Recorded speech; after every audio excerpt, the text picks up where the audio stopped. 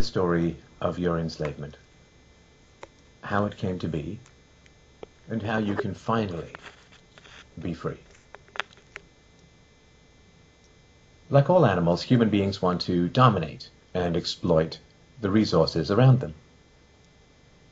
At first, we mostly hunted and fished and ate off the land, but then something magical and terrible happened to our minds. We became, alone among the animals, afraid of death and of future loss. And this was the start of a great tragedy and an even greater possibility. You see, when we become afraid of death, of injury and imprisonment, we become controllable and so valuable in a way that no other resource could ever be. The greatest resource for any human being to control is not natural resources or tools or animals or land, but other human beings. You can frighten an animal because animals are afraid of pain in the moment, but you cannot frighten an animal with a loss of liberty, with torture or imprisonment in the future, because animals have very little sense of tomorrow. You cannot threaten a cow with torture or a sheep with death.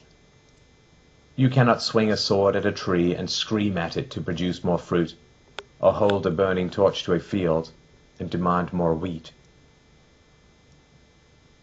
You cannot get more eggs by threatening a hen, but you can get a man to give you his eggs by threatening him. This human farming has been the most profitable and destructive occupation throughout history, and it is now reaching its destructive climax. Human society cannot be rationally understood until it is seen for what it is: a series of farms where human farmers own human livestock.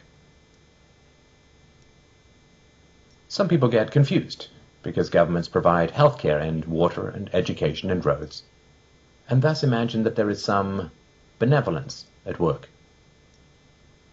Nothing could be further from the reality.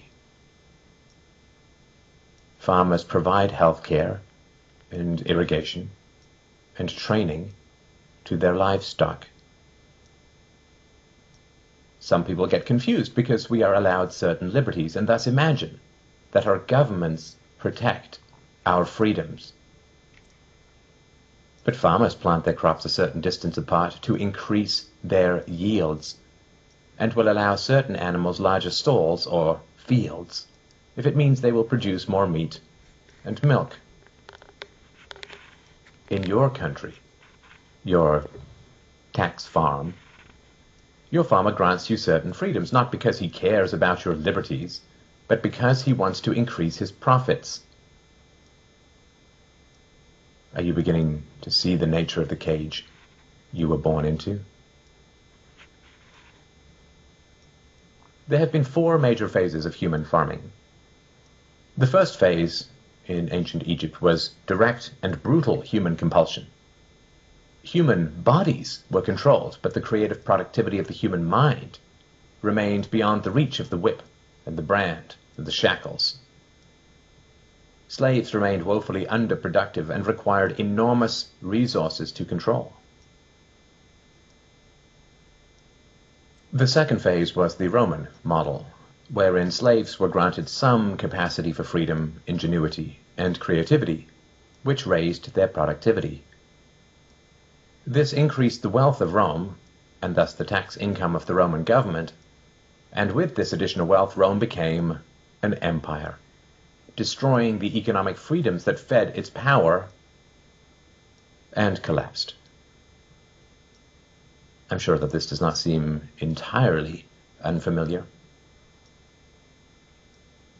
After the collapse of Rome, the feudal model introduced the concept of livestock ownership and taxation.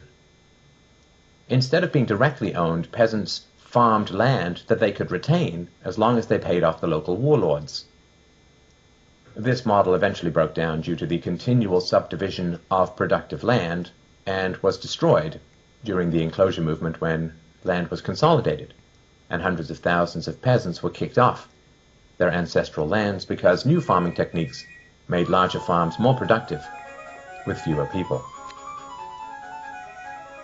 The increased productivity of the later Middle Ages created the excess food required for the expansion of towns and cities, which in turn gave rise to the modern democratic model of human ownership.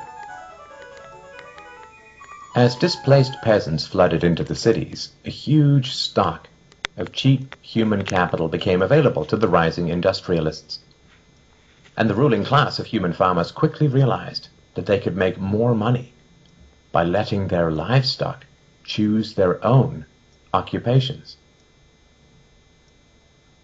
Under the democratic model, direct slave ownership has been replaced by the mafia model. The mafia rarely owns businesses directly, but rather sends thugs around once a month to steal from the business owners.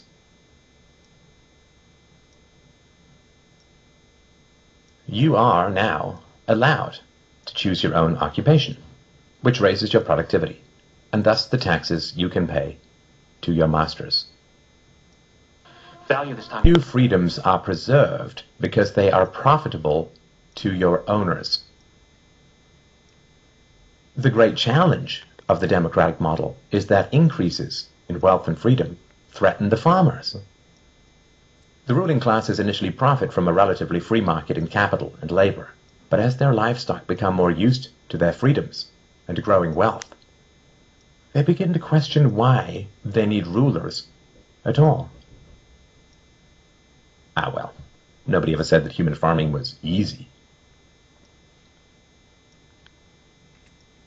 Keeping the taxed livestock securely in the compounds of the ruling classes is a three-phase process.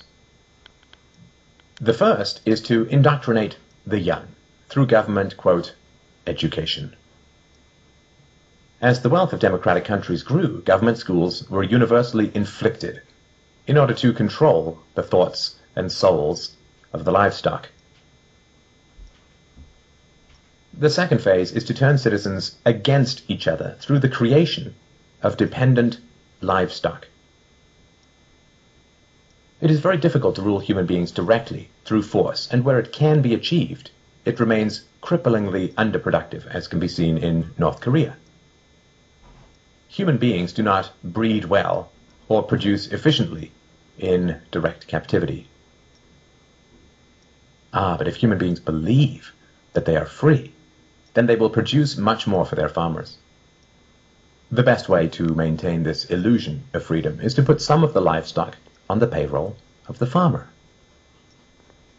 Those cows that become dependent on the existing hierarchy will then attack any other cows who point out the violence, hypocrisy, and immorality of human ownership. Officers positioned. Freedom is slavery, and slavery is freedom. If you can get the cows to attack each other whenever anybody brings up the reality of their situation, then you don't have to spend nearly as much controlling them directly. Those cows who become dependent upon the stolen largesse of the farmer will violently oppose any questioning of the virtue of human ownership, and the intellectual and artistic classes, always and forever dependent upon the farmers, will say to anyone who demands freedom from ownership, "You will harm your fellow cows." The livestock are thus kept enclosed by shifting the moral responsibility for the destructiveness of the violent system to those who demand real freedom. The third phase is to invent continual external threats so that the frightened livestock cling to the protection of the farmers. This system of human farming is now nearing its end.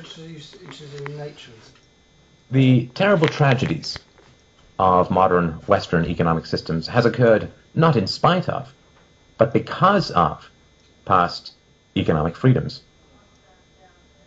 The massive increases in Western wealth throughout the 19th century resulted from economic freedoms. And it was this very increase in wealth that fed the size and power of the state. Whenever the livestock become exponentially more productive, you get a corresponding increase in the number of farmers and their dependents.